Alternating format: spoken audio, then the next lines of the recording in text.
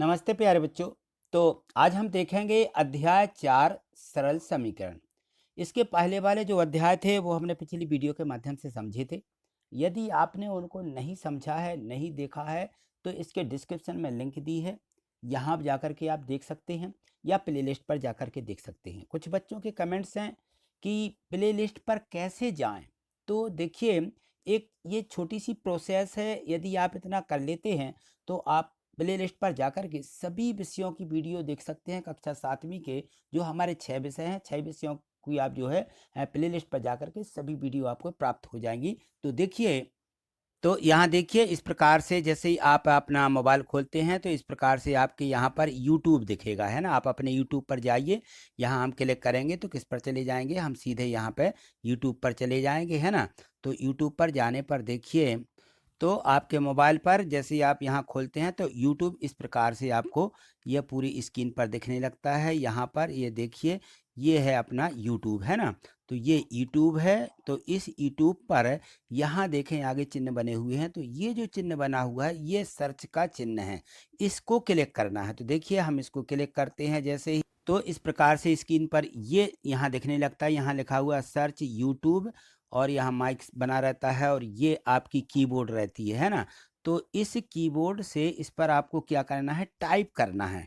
तो यहाँ इससे हम टाइप करते हैं तो यहाँ लिख जाता है। या फिर ऐसा कर सकते हैं कि जो यहाँ पे माइक बना रहता है, ये देखिए, ये जो माइक है इसको यदि हम क्लिक कर लेते हैं तो हम यहाँ पे बोल देंगे कि एट ग्रेड गणित वाले सर। तो यहाँ पे क्या होता है, टाइप भी हो जाता है। या आप यहाँ से टाइप कर लेंगे ATGRADE ग्रेड, एट ग्रेड गणित वाले सर, यहाँ पे आप टाइप कर दीजिए। और जैसे ही आप इसको टाइप कर लेते हैं, देखिए मैं टाइप कर रहा हूँ, तो मैंने ये टाइप किया। देखिए ये मैंने यहाँ पे टाइप कर दिया, ठीक है ना। क्या, ग्रेड, एट ग्रेड गणित वाले सर कर दिया ना। तो ऐसे ही आप इसको क्या करेंगे, टाइप कर लेंगे।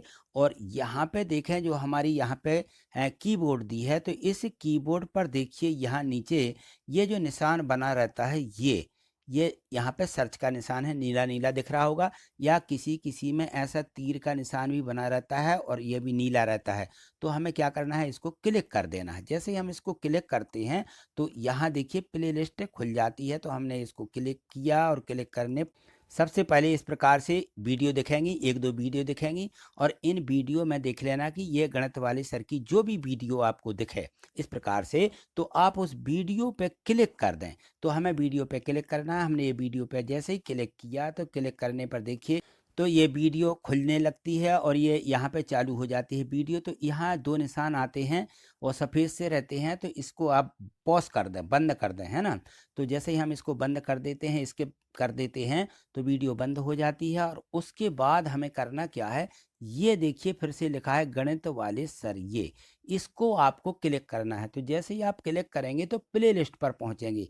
यहाँ आपको पूरी प्रोसेस समझ लेना है। तो देखिए मैं इसको क्लिक कर रहा हूँ, तो मैंने क्लिक किया। तो यहाँ पर आपको देखना है कि ये हमारा प्ले लिस्ट खुल जाती है। यहाँ देखिए ये लिखा हुआ है होम, ये लिखा हुआ है वीडियो और ये लिखा है प्ले लिस्ट, लिखा है ना ये प्ले लिस्ट। तो आपको यहाँ क्लिक करना है प्ले लिस्ट पर। तो देखिए ये हम इस पर क्लिक करते हैं। जैसे ही प्ले लिस्ट पर क्लिक करते हैं हम, तो देखिए ये प्ले लिस्ट खुल जाती है। और यहाँ पर देखें तो ये वीडियो डली हुई है, गणित है, कक्षा 6 की गणित की 3 वीडियो डली हैं। यदि हमें देखना है तो इनको देख सकते हैं। 7वीं की गणित देखना तो यहाँ भी देख सकते हैं। और आगे ऊपर खिसकाते चलेंगे तो यहाँ देखिए कक्षा तीसरी की भी गणित डली है और 9वीं की सामाजिक विज्ञान। तो इस प्रकार से हम ऊपर खिसकाते जाते हैं। तो विज्ञान है कक्षा 8वीं की, और ऊपर जाएंगे तो देखिए तो आपको यहाँ पे कुछ इस प्रकार से सभी प्ले लिस्टें मिल जाएंगी, जिस भी कक्षा की चाहिए हो। अब देखिए यहाँ पे ये चौथी की भी, तीसरी की भी, 5वीं की भी सभी प्ले लिस्टें इसी पर डली हुई हैं। तो आपको यहाँ पे देख, तो इनको आपको देख लेना है। तो देखो यहाँ पर ये हिंदी की ये 16 वीडियो हैं, हिंदी की सभी वीडियो इस पे हैं, संस्कृत की सभी वीडियो इसी प्ले लिस्ट पर हैं। और ये देखो संस्कृत 8वीं की सभी वीडियो इसी पर हैं। तो देखिए आगे और खिसकाते चलिए। तो यहाँ देखिए ये जो है, यहाँ पे 8वीं की हिंदी है, विज्ञान है ना, 6वीं की या 7वीं की विज्ञान है, और खिसकाइए ऊपर। तो यहाँ देखते हैं हम 8वीं की विज्ञान है, 7वीं की गणित है, 6वीं की, ऐसी हमारी सभी वीडियो हैं इसमें। तो ये है प्लेलिस्ट, प्लेलिस्ट पर जाकर के ये सभी वीडियो हैं। और यहाँ पर देखें तो ये 6वीं की सभी विषयों की, 6 विषयों की वीडियो इस पे मिलेगी। और ये 8वीं की है तो 6 वीडियो ही इस पे आपको 8वीं की पूरी मिल जाएगी इकट्ठी। और अलग अलग से देखना है तो ये अलग अलग से भी सभी विषयों की डली हुई हैं, और आपको इकट्ठा देखना है तो इन सभी पे डली हुई हैं। यहाँ पे देखिए 7वीं की भी, ये सभी विषयों की इस पर पूरी आपको वीडियो मिल जाएगी, ठीक है ना। तो आपको क्लिक करके यहाँ पे देख लेना है। तो मुझे विश्वास है कि आपको ये सभी जो हमने बताई है प्रोसेस करने की वीडियो किस प्रकार से देखें, तो आपको सबसे पहले यूट्यूब पर जाना है, तो यहाँ से जितनी प्रोसेस बताई है वो सब आपको कर लेना है, ठीक है। अब देखिए अध्याय 4 सरल समीकरण, ठीक है ना। तो यहाँ दिया गया है प्रश्न 1, x ऋण 5 बराबर 9 को सामान्य कथन के रूप में लिखिए। तो x ऋण 5 बराबर 9 है, इसको हमें कथन के रूप में लिखना है। तो यहाँ पर आप लिख देंगे कि कथन, ठीक है ना। यानी इसको हमें जो है सवाल के रूप में नहीं लिखना, कथन के रूप में लिखना है। क्या कहा गया यहाँ पर, x ऋण 5 बराबर 9 है, तो हम लिखेंगे x में से 5 घटाने पर 9 प्राप्त होता है, ये है कथन, ठीक है ना। तो इस प्रकार से हमें कोई भी भाषा जब रहती है तो हमें कथन में कैसे लिखना है और उसको समीकरण के रूप में किस प्रकार लिखेंगे। तो ये समीकरण बना हुआ था, ठीक है। तो हमने किस में बदल दिया, इसको कथन में बदल दिया, ठीक है ना। अब देखिए प्रश्न 2 जो दिया गया है, इसमें दिया है कि एक संख्या x की चौथाई में से 4 घटाने पर 4 प्राप्त होता है। चौथाई में से 4 घटाएं तो 4 ही प्राप्त होता है, ये लिखा है। तो इसके लिए समीकरण बनाइए। अब हमें समीकरण बनाना है, और इसमें ये क्या दिया था, ये यहाँ पे इसमें कथन दिया गया है, ठीक है। ये कथन है, तो कथन से हमें समीकरण बनाना है। तो कैसे बनाएंगे, क्या लिखा है, x की चौथाई में से, तो x की चौथाई क्या होगी, यहाँ लिख दीजिए कि x की चौथाई x/4 होगी, या 4x/4 है। तो अब इसको जो है समीकरण कैसे होगा, अतः हमारे पास ये चौथाई आ गई, लिखा है कि चौथाई में से 4 घटाइए। तो देखिए ये चौथाई थी x/4, इसमें से 4 घटाएंगे तो x/4 ऋण 4 होगा। प्राप्त कितना होता है, 4, तो बराबर में लिख देंगे 4, ठीक है। तो ये बन गया इसका समीकरण, ठीक। अब यहाँ प्रश्न तीसरा देखिए, तीसरा दिया गया है, तो इसको हम देखते हैं। यहाँ देखिए प्रश्न 3 में दिया है कि वह संख्या ज्ञात कीजिए जिसके 8 गुने में से 4 जोड़ने पर 60 प्राप्त होता है। वह संख्या हमें ज्ञात करना है, संख्या मालूम नहीं है, वह हमें ज्ञात करना है। तो हम मान लेते हैं, माना कि वह संख्या x है, ऐसा मान लेंगे। अब इसके 8 गुने में x का 8 गुना कितना होगा, तो यहाँ लिख दीजिए कि x का 8 गुना 8x होगा, ये 8x आ गया। अब इस 8x में 4 जोड़ने पर 60 प्राप्त होता है। तो इसमें हम क्या करेंगे, 8x में ये 4 जोड़ दिए और बराबर लिख दिया 60। ये बन गया क्या, ये समीकरण बन जाता है, ठीक है ना। तो ये हमारा समीकरण बन गया। अब समीकरण को हम हल कर देंगे। तो देखिए इस 4 का क्या करेंगे, पक्षांतर करेंगे। क्यों पक्षांतर करते हैं, क्योंकि चर राशियों को हम बाएं साइड में रखते हैं, चर राशियों को दाएं साइड में रखते हैं। तो 4 का पक्षांतर होगा तो यहाँ आके ये चिन्ह बदल जाएगा। तो इसको हम बराबर के इस तरफ ले जाएंगे तो क्या होता है, चिन्ह बदल जाता है। तो 60 के इस तरफ लाएंगे तो ऋण के 4 हो जाएंगे। 60 में से 4 घटा दिया तो कितना मिला, यहाँ पे हमें मिल गया, चाहो तो यहाँ लिख लें, बराबर 56 मिला, ठीक है ना। अब यहाँ पे देखिए 8x है और यहाँ 56 है। तो दोनों पक्षों में क्या करना है, 8 से भाग लगा देना है। तो यहाँ भी 8 से भाग लगाएंगे, यहाँ 56 में भी 8 से भाग लगाएंगे। तो कहने का मतलब यह है कि 8 यहाँ से कट जाएंगे तो x बराबर मिल जाएगा 56/8, ठीक है ना। तो इस प्रकार से ये यहाँ पे हम चाहें तो लिख दें कि दोनों पक्षों में 8 से भाग देने पर, ये लिख सकते हैं यहाँ पे दोनों पक्षों में 8 से भाग देने पर, क्या कर रहे हैं, भाग देने पर जो ये प्राप्त हुआ है, ये भाग देने पर प्राप्त हुआ है। तो यहाँ 8 से 8 कट गए, x अकेला बचा, यहाँ 8 से काट दीजिए, 8 एकम 8, 8 सत्ते 56, तो x बराबर आ जाएगा 7। तो इस प्रकार से उत्तर लिख दीजिए, ठीक है। चलिए आगे देखिए। यहाँ देखिए प्रश्न 4 दिया गया है कि जब आप एक संख्या को 6 से गुणा करते हैं, कोई भी संख्या है उसको 6 से गुणा करना है और फिर गुणनफल में से 5 घटाते हैं तो आपको 7 प्राप्त होता है। क्या आप बता सकते हैं कि वह संख्या क्या है। हमें संख्या जो मालूम नहीं होती है उसे हम चर के रूप में मान लेते हैं कि माना वह संख्या x है। तो यहाँ लिख लीजिए कि माना वह संख्या x है। अब क्या करना है, अब देखिए हमारे पास संख्या आ गई और संख्या में 6 से गुणा करना है। 6 से गुणा करने पर कितना हो जाएगा प्राप्त? 6x हो जाएगा। तो चाहो तो यहाँ 6 से गुणा करने पर लिख सकते हो कि 6 से गुणा करने पर, 6 से गुणा करने पर बराबर हो जाएगा कितना? 6x। गुणा कर लिया तो 6x आ गया। फिर गुणन फल में 5 घटाते हैं। अब ये 6x में से क्या करेंगे? 5 को घटाएंगे और 7 प्राप्त होता है तो बराबर में लिख देंगे 7, इस प्रकार से। ठीक है। अब यहाँ पे देखो 6x ऋण 7 बराबर 5 बराबर 7 आ गया। अब इसका हम पक्षांतर करेंगे तो हम बराबर के इस तरफ ले जाएंगे, यहाँ रखेंगे इसको। तो ये ऋण के हैं तो उस तरफ आके धन के हो जाएंगे। तो हो जाएगा 7 धन 5, यहाँ अकेले 6x बचेंगे बराबर में 7 धन 5। 7 और 5 को जोड़िए तो कितना मिलेगा? 12। 6x बराबर 12। दोनों पक्षों में 6 से भाग दे दीजिए, या ये गुणांक हैं तो 12 के बटे आ जाएंगे। तो x बराबर हो जाएगा 12/6 और 6 से काट दिएंगे। 6 कम 6, 6 दूनी 12। तो उत्तर कितना आ जाएगा? 2। ये उत्तर 2 मिल जाएगा। ठीक है। आगे देखिए, यहाँ देखिए प्रश्न 5 दिया है कि 3m ऋण 14 बराबर 4, इसको हल कीजिए। तो बिल्कुल वैसे जैसा अभी किया था कि हमें ये ऋण के 14 हैं तो पक्षांतर करेंगे हम यहाँ पे। तो हम लिख देंगे कि 3m बराबर इस 14 को पक्षांतर करना, इस तरफ आएंगे, ऋण के हैं तो धन के हो जाएंगे। तो हमने लिख दिए 4 धन 14, यहाँ लिख दिया पक्षांतर करने पर। ठीक है। अब यहाँ देखो, यहाँ 14 में 4 जोड़ेंगे तो 18 होंगे और 18 में इस 3 से क्या करेंगे? भाग दे देंगे, यानी दोनों पक्षों में 3 से भाग देंगे। तो यहाँ पे 3 कट जाएंगे, m बराबर 18/3 मिलेगा। 3 से इसको काट देंगे, 3 एकम 3, 3 6 18। तो m बराबर कितना मिल जाएगा? 6। यहाँ पे हमने लिख दिया कि दोनों पक्षों से 3 से भाग देने पर। ठीक है ना। 3 से भाग दिया तो यहाँ जो 3 थे, यहाँ जो 3 थे, ये क्या होंगे? ऐसे ये कट जाएंगे। 14 और 4 18 ही होंगे, यहाँ बटे में 3 आ गए। ठीक है ना। तो ये 3 कट गए और 3 से ये काट दिए 18। तो m बराबर मिल जाएगा 6। ठीक। चलिए आगे देखें। यहाँ देखिए प्रश्न 6, 5/2x यानी 5x/2 बराबर 10, तो हल कीजिए।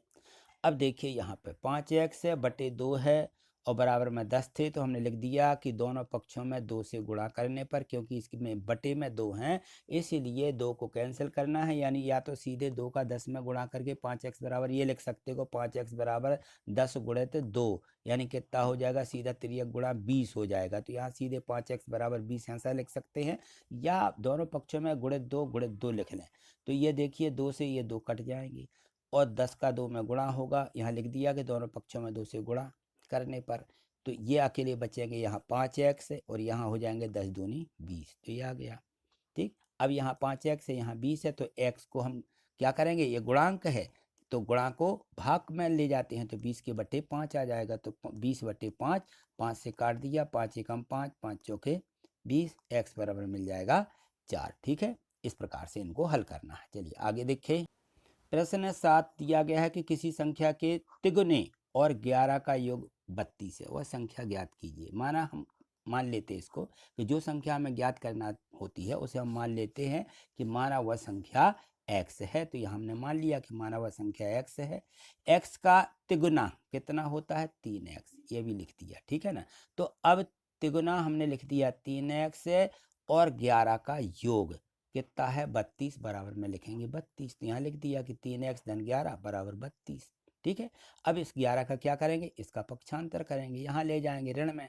तो 3x बराबर 32 ऋण 11, चाहो तो यहाँ लिख दीजिए कि पक्षांतर से, यहाँ पक्षांतर से ऐसा लिख सकते हैं कि ये पक्षांतर से आया है। तो ये 3x बराबर 32 में से 11 घटाएंगे तो 21 मिलेगा। अब देखिए यहाँ गुणांक 3 है तो ये कहाँ जाएगा? 21 के बटे में आ जाएगा। यहाँ पर बटे 3 आ गया, 3 से काट दिया, 30 आते 21, x बराबर आ गया 7। और चाहो तो ऐसा लिख सकते कि दोनों पक्षों में 3 से भाग देने पर, ये भी लिख दीजिए, और नहीं तो ये गुणांक रहता है बटे में आ जाता। ठीक है। चलिए आगे देखिए। यहाँ देखिए प्रश्न 8 दिया है कि किसी समद्विबाहु त्रिभुज में आधार कोण बराबर होते हैं। आधार कोण बराबर होते हैं। जो समद्विबाहु त्रिभुज होता है, समद्विबाहु त्रिभुज में यानी दो कोण आपस में बराबर होते हैं। तो इस प्रकार से इन्होंने बताया कि आधार बराबर हैं।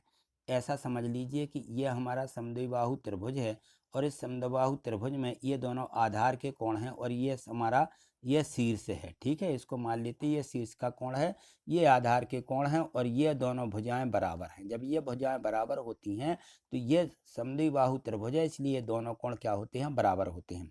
और इन्होंने लिखा कि शीर्ष का कोण 40 है, तो मान लो ये कोण 40 है। तो त्रिभुज के आधार के कोण क्या हैं, अब ये दोनों कोण हमें ज्ञात करना है, तो ये बराबर भी हैं, तो हमने मान लिया यहाँ के आधार के कोण x हैं, तो x ये होगा और x ये भी होगा, ठीक है ना। तो अब देखिए हम जानते हैं, यहाँ लिख देंगे कि त्रिभुज के तीनों कोणों का योग कितना होता है, 180। तो x धन 40 बराबर 180, x धन 40 बराबर 180, ये लिख दिया। अब ये x और x कितना हो जाएगा, 1x 2x हो जाएंगे, ठीक है।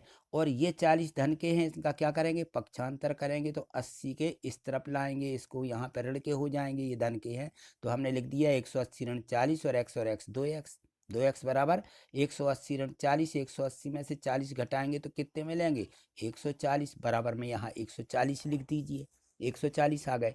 तो अब x बराबर यहाँ गुणांक 2 है, तो 140 के बटे 2 आ जाएंगे, यहाँ पे दोनों पक्षों में 2 से भाग देने पर ऐसा भी लिख सकते हो।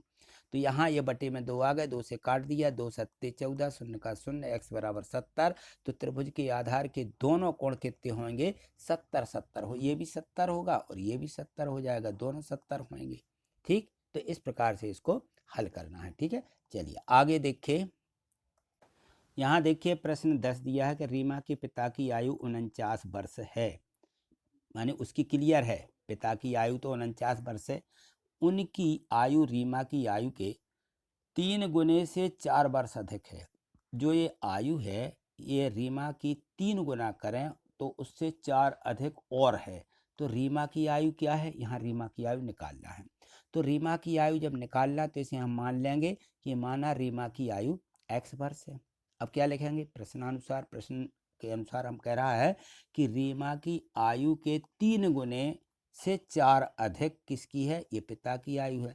तो x का 3 गुना कितना हो जाएगा, 3x हो जाएगा, चाहो तो यहाँ लिख लीजिए, ठीक है ना। इसका 3 गुना, इसका 3 गुना कितना हो जाएगा, 3 गुना चाहो तो लिख लो कि 3x होगा, ठीक है ना। ये 3 गुना में 4 अधिक करना है, तो ये देखिए यहाँ लिखेंगे 3 में x में 4 अधिक यानी जोड़ना है, तो यहाँ जोड़ दिया 3x धन 4, ठीक।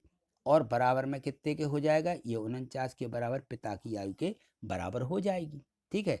अब यहाँ पर फिर पक्षांतर करेंगे, 4 का ये पक्षांतर कर दिया, 49 में से 4 यहाँ घटाएंगे, ये धन के थे पक्षांतर हुआ है, यहाँ लिख दिया पक्षांतर से, 49 में से 4 घटाया 45 बचा बराबर, तो यहाँ 45 लिख दो और 3x बराबर 45 बटे 3 आ जाएंगे, ठीक है। यहाँ काट दीजिए, 3 एकम 3, 3 15 45, ये x बराबर 15, तो रीमा की आयु कितनी आ जाएगी, 15 वर्ष, ठीक है। अब यहाँ देखिए प्रश्न 10 दिया गया है कि निम्नलिखित पहेली को हल कीजिए। अब यहाँ देखिए कथन के रूप में ये पहेली दी गई है और इसके अनुसार फिर हमें सवाल को हल करना है। तो लिखा है कि मैं एक संख्या हूँ, मेरी पहचान बताओ। मानी मैं एक संख्या हूँ, मुझे बताओ कि मैं क्या हूँ। संख्या बताना, तो संख्या हमें मालूम नहीं होती तो हम क्या करते हैं, मान लेते कि माना वो संख्या x है, ठीक है ना। और इसमें फिर लिखा है कि मुझे 7 बार लो। पहले तो हमें संख्या प्राप्त करना है, तो हम मान लें कि माना मैं एक संख्या x हूँ, यह हमने मान लिया। अब यहाँ इसकी जगह x आ गई। अब क्या कह रहे हैं कि मुझे 7 बार लो, तो x को 7 बार लेना है, यानी x को 7 बार ऐसा लेंगे, x धन x धन x धन x है, ऐसा कितने बार लिखेंगे हम, ये 7 बार लिख दिया, ठीक है ना। तो ये कितना हो जाएगा, 7x हो जाएगा, 7 बार लेने में 7x है, तो 7 बार लेने पर कितना हो जाएगा, ये यहाँ पे हमने लिख दिया कि 7x होगा, क्योंकि 7 बार लेना है। फिर और 50 जोड़ो, अब 7x में 50 जोड़ो, तो हमने लिखा है यहाँ पे देखिए 7x में 50 जोड़ने पर कितना हो जाएगा, 7x धन 50, ठीक, ये जोड़ दिया। फिर एक तिहरे शतक तक पहुँचने के लिए, अब तिहरा शतक माने शतक यानी 100 होता है, शतक कितने का रहता है, शतक यानी होता है 100 का एक शतक लगता है। अपन ने देखा होगा जो बल्ले वाले होते हैं, बैट वाले खेलने वाले, तो वो इस शतक लगा देते हैं तो 100 हो जाते हैं रन, है ना। तो इसी प्रकार से एक शतक यानी 100, और 3 शतक हो जाएंगे तो 3 शतक में 300 हो जाएंगे, तो यहाँ लिख दिया तिहरा शतक बराबर 300, ये 300 आ गए। ठीक है, तो अब ये कह रहे हैं कि 13 शतक तक 300 तक पहुंचने के लिए क्या है, इसमें आपको अभी 40 की आवश्यकता है। अभी ये 313 शतक पूरा नहीं हुआ, यानी इसमें क्या है 40 और मिल जाएं, इसमें 40 मिल जाए तो 300 के बराबर हो जाएंगे। तो अब देखिए यहाँ पे 7x धन 50 लिखा है, तो इसमें क्या करना है 40 और अभी मिलाना है, तब ये 13 शतक के बराबर होंगे। तो हमने इसमें लगा दिया कि धन 40 और बराबर हो जाएगा ये 300 के, 13 शतक के बराबर हो गया अब। ठीक है, तो अब हम इसे क्या करेंगे, हमारे पास समीकरण बन गया। ये समीकरण बन जाता है तो फिर हम हल कर लेते हैं, कोई भी समीकरण हो। तो यहाँ देखिए 40 और 50 को जोड़ दीजिए 90, 90 का पक्षांतर कर दीजिए 300 में से, ये 90 का पक्षांतर करके इस तरफ आ जाएंगे 40 और 50, तो ये ऋण के हो जाएंगे। 300 में से 40 और 50 90, हम क्या करेंगे घटा देंगे, तो 300 में से 90 जाएंगे 210 बचेंगे। ठीक है, अब 210 7x बराबर 210, तो ये 7 210 के बटे आ जाएंगे। ठीक है, 7 से भाग देने पर ऐसा लिख देते हैं 210/7, ये आ गया। 7 से इसको काट दिया, 7 एकम 7 और 7 से इसको काट रहे हम, तो कितना हो जाएगा 7 तिया 21, कितने हो जाएंगे 7 ती 21, यहाँ आ जाएगा हमारे पास में, तो आ जाएगी 30। ठीक है ना, तो x बराबर क्या आ जाएगा, x बराबर 30, तो हम लिख देंगे कि अतः वह संख्या 30 है। ठीक है, तो इस प्रकार से हमें वह संख्या ज्ञात करनी थी। यहाँ जो पहेली दी गई थी कि मैं एक संख्या हूँ, यानी मैं कौन सी संख्या हूँ, 30 हूँ। यदि हम 30 को 7 बार लेते हैं तो 210 हो जाएगा, 7 ती 21, और फिर इसमें क्या है 50 जोड़ देंगे, फिर उसको 40 और जोड़ेंगे तो 300 के बराबर हो जाएगा। तो इस प्रकार से इसको हल करना है। ठीक है, तो आज इतना ही, मिलते हैं अगली वीडियो में अगले और भी जो पार्ट दिए गए हैं उनके अध्यायों के साथ में। तो ये मुझे पूर्ण विश्वास है कि प्रश्न जो 1 से 10 तक के इसमें दिए गए थे अध्याय में, ये आपको अच्छे से समझ में आ गए होंगे। यदि नहीं समझ में आए हैं तो आप कमेंट्स जरूर करिएगा और प्रत्येक वीडियो को लाइक जरूर करिए। ठीक है, थैंक यू, धन्यवाद।